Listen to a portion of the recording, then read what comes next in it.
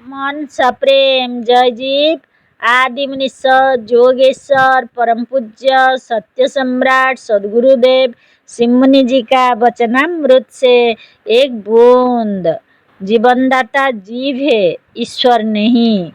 भगवान को जीवनदाता या आयु और आरोग्य का देने वाला समझने वाले बहुत बड़ी भूल में हैं।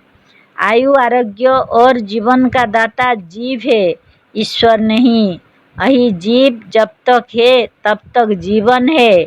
जीव के निकल जाने पर मृत शरीर में जीवन नहीं रहता और मृत शरीर सड़ गल कर नष्ट हो जाता है। मजहबी लोग कहते हैं कि ईश्वर सर्वव्यापक है। जो सर्वव्यापक है वह क्या मृत शरीर में नहीं है? यदि वह मृत शरीरों में नहीं है, यदि वह जड़ पदार्थ में नहीं है, तो सर्वव्यापक कैसे है? साधारण चेतन जीव के व्यापक होने से पंचभौतिक शरीर चेतन हो जाता और उसके निकल जाने से जड़ हो जाता है।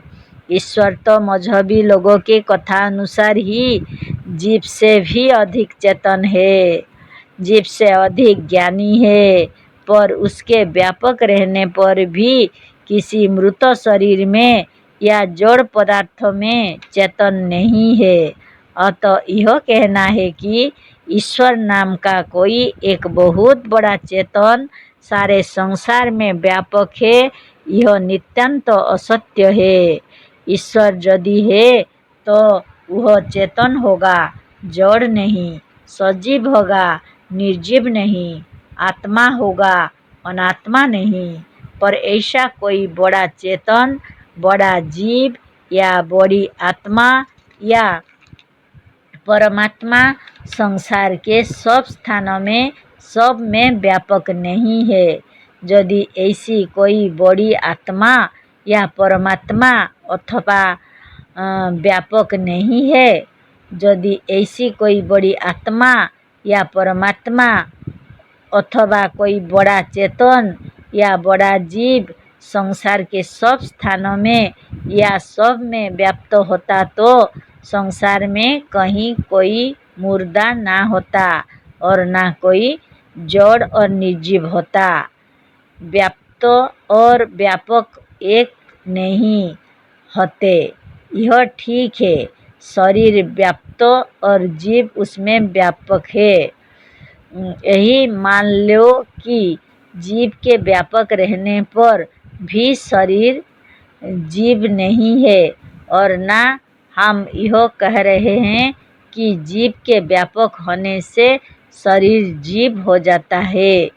हम तो इस लेख में केवल इतना ही कह रहे हैं कि चेतन जीव के व्यापक होने से जड़ तत्वों का यह समूह शरीर भी चेतन हो जाता है और जीव के निकल जाने से फिर यह जड़ मृत, निर्जीव और अचेतन हो जाता है।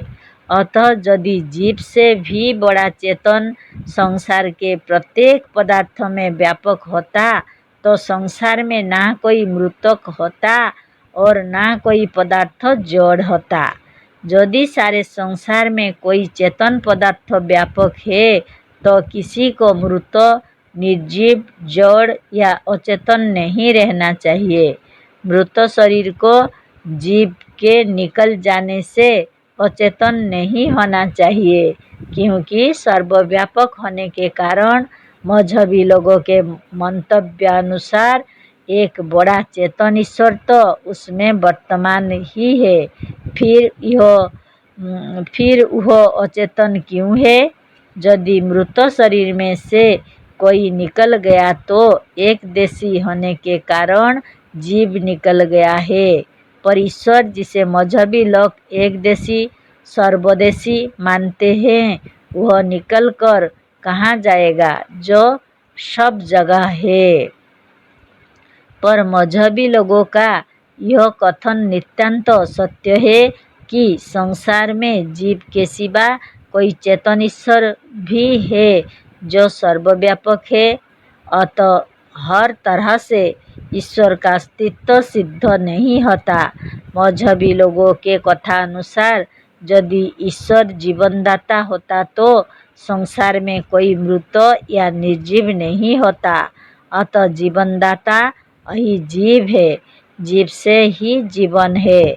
जब तक यह शरीर में रहता है तब तक शरीर में जीवन रहता है और उसके निकल जाने से मनुष्य शरीर निर्जीव हो जाता है। अतः यह जीव ही जीवनदाता है। देखो, जीव से ही जीवन है, ईश्वर से नहीं। अतः जीवनदाता यदि कोई है तो जीव है, मजहबी ईश्वर कुछ नहीं है। जय जीव।